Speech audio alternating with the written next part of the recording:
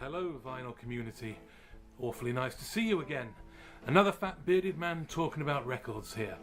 Now, normally in my videos I show a lot of second-hand records that I've picked up at charity shops, car boot sales and the like.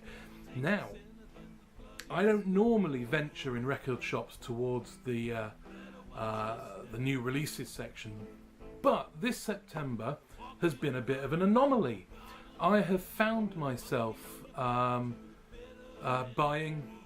brand new records, which is a rarity, and so I thought that I would show you some of these that I've got. Some will be familiar to you, I'm sure. Some not so, maybe. Anyway, so I'll start. So these all came out during September. And now as we're sort of hurtling towards October, I thought I'd show them. So here we go. The first one. This is St. Paul and the Broken Bones. This is Sea of Noise. Can you see that cover there? It's nice and shiny, isn't it? Wonderful record cover. Sort of embossed gold on there. You can see. So this is actually, you can see, I can show you around my room. Oh look, there's the curtains over there. There's the doorway. Oh yeah, you can see that. And sat over there on the sofa is our cat. Well, that we're looking after, Sophie. Hello, Sophie. That's sweet. Anyway, so St. Paul and the Broken Bones are a cracking. Sorry, that's Grebo's word.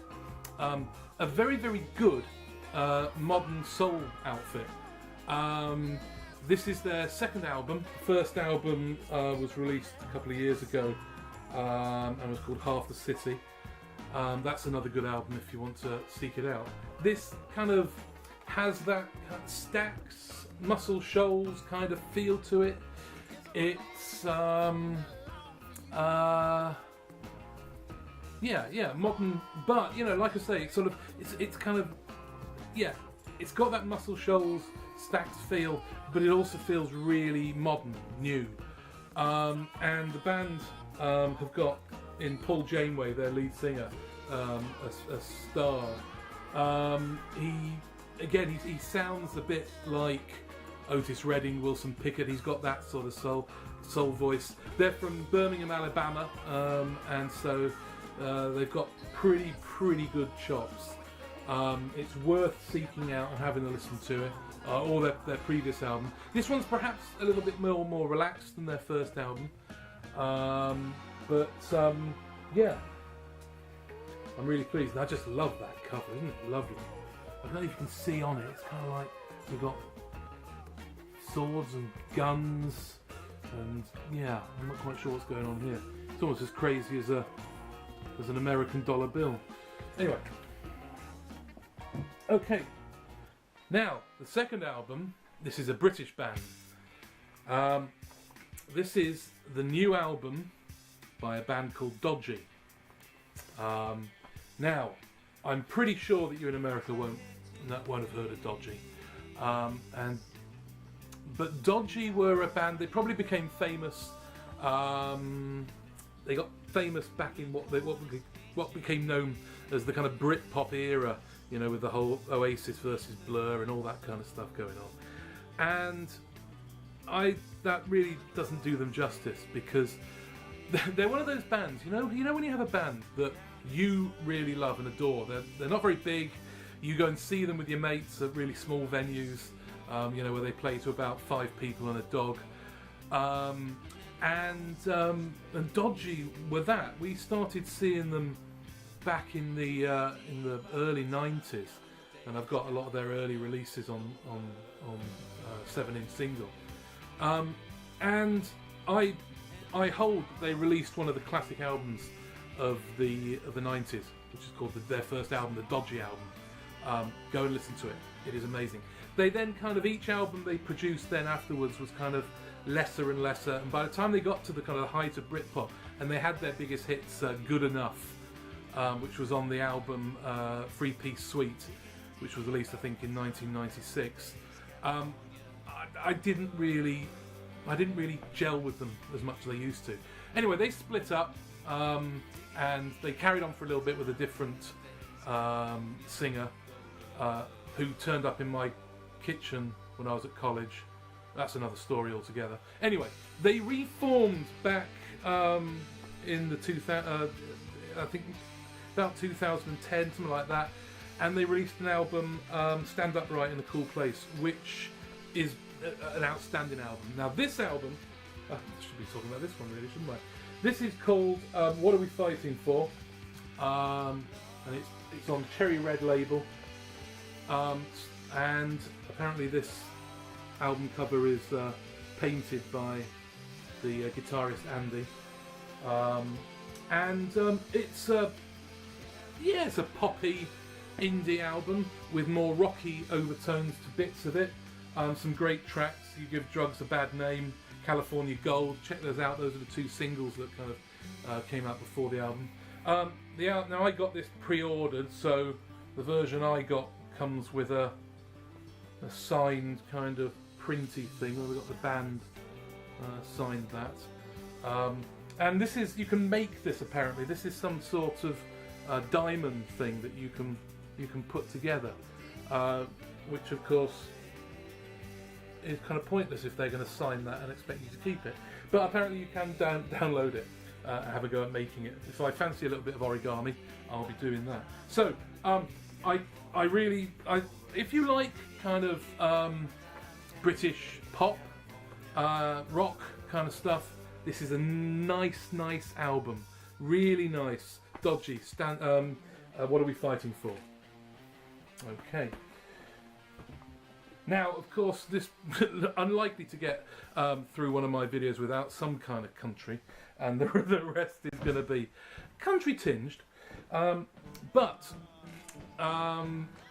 this is the 10-year anniversary release of Hal Gelb's Snow Angel Like You, and this time it's twinned with a live album which is called Snow Angel Winging It. So that was just been released on Fire Records.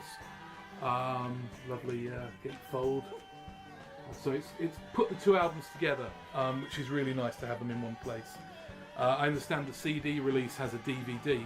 It's a shame they didn't put that in this.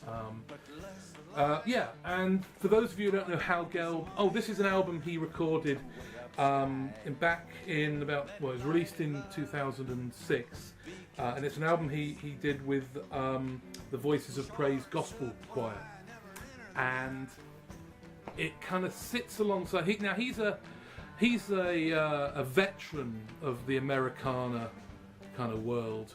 He was in Giant Sand, or still is in Giant Sand, and they released their first album back in about 1985, I think. And in the course of the years, he's released, I think they've done about 30 Giant Sand albums and over 20 solo albums. And this one, it's not easy delving into that. And it's like when you get any artist with a huge back catalogue. Some are going to be good, some are not going to be so good. Some are really well produced, some are kind of self-produced, some are live albums and of differing quality. The thing with Hal Gelb is you never quite know what you're getting with his albums. One of his albums is at least one of his albums is just an album of piano pieces that he jazzy piano pieces.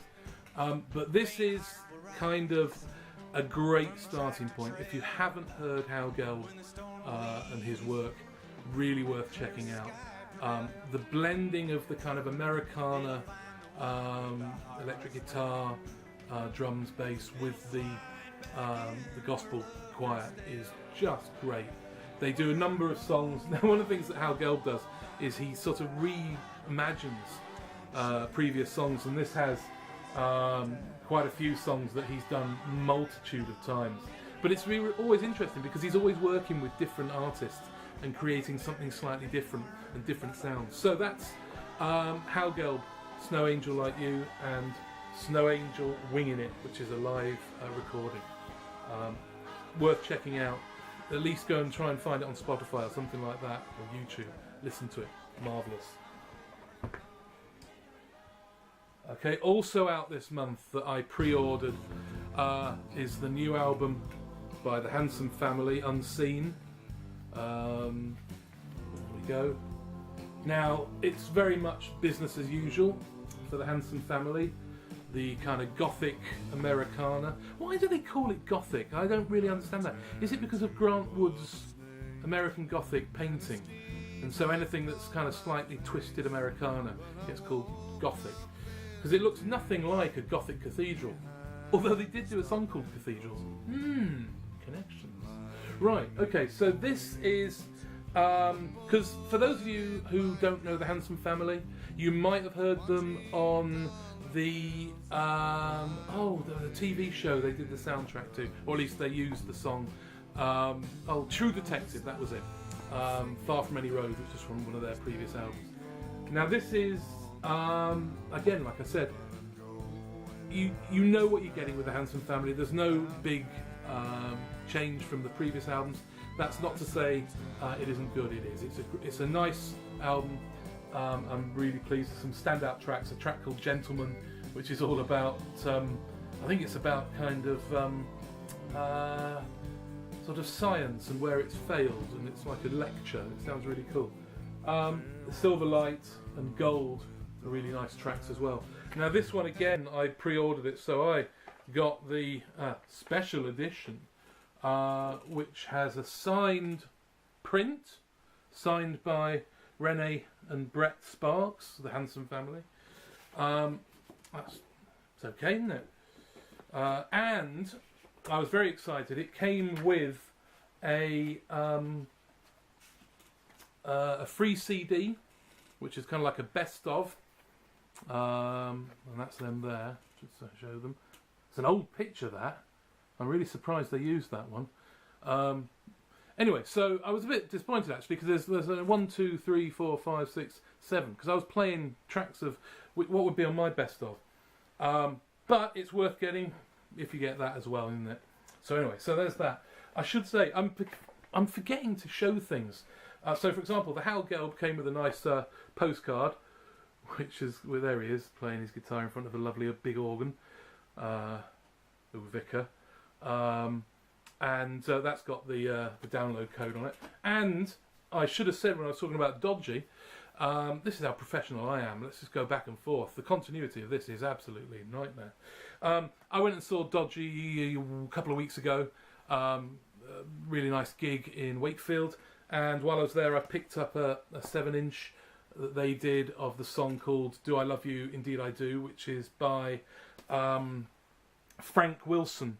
And it's a sort of a Northern Soul classic, and it's backed with another. It's a double A side, so it's backed with one of theirs as well, which is really interesting because back in the day they did a cover version of Al Wilson's "The Snake," which was probably the first time I heard that, and so he got that weird thing that they only do cover versions of Northern Soul classics by people with the surname Wilson. Anyway, so I should have showed you that as I went along. Okay, so those are the albums I got this September that came out. But we're not over yet, because I bought a couple of older albums that I've been meaning to get hold of. One of which I was very pleased to get a copy of. Virgil Simpson's Metamodern Sounds in Country Music. He's an interesting artist. This was released. When was this released? This is 1914. Yes, that's right.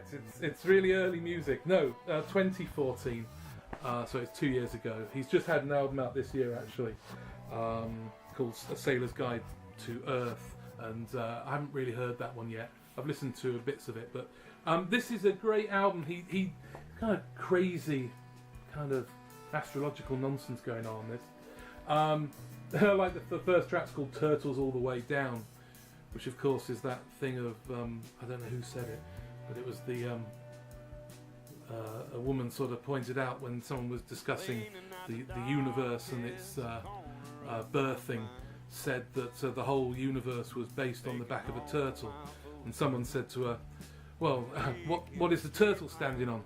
And she said, my dear man, It's Turtles All the Way Down. There you go. So this is, he kind of has a bit of a Waylon Jennings. He's got a good voice that's kind of reminiscent of George Jones, but the subject matter of his songs are, you know, far left field. Like I said, Turtles All the Way Down, A Life of Sin, and the last track, It Ain't All Flowers, is just wonderful. So yeah, worth checking out. Virgil Simpson. Okay, the last thing I'm going to show you, because I didn't want it to be too long.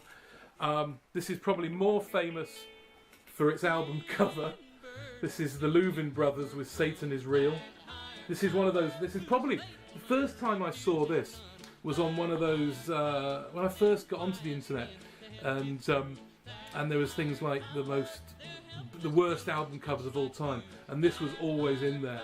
I mean, yeah, it's a pretty bizarre cover. I think I mentioned it in one of my previous ones. So the Louvin Brothers, country, close part harmony, kind of proto Everly Brothers, beautiful sounding. Charlie and Ira, there we go. There they have on the back. And apparently they put this scene together. They kind of put all the rocks and the rubble, and they found this devil, this Satan, to put behind them. And apparently they very nearly got burnt when they were filming this, shooting this.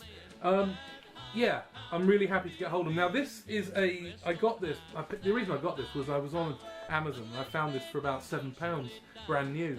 It's on a label called Dodgy, which I understand is Italian, and what they're doing is, because of the copyright and performing rights issues, they're able to start producing some of these things from the early 60s.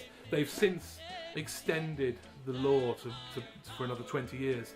So the Beatles and the Rolling Stones are quite safe. Damn them. It's not fair, is it?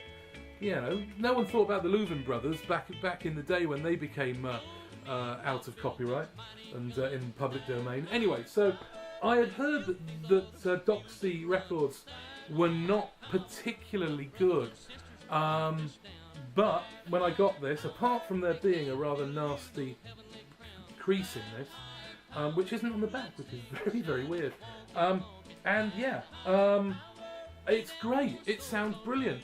I mean, I don't have the greatest record player in the world, or with, you know, the most expensive cartridge, but this sounds pretty damn good to me. So yeah, if you see anything on the Dodgy label, maybe worth picking up if it's cheap.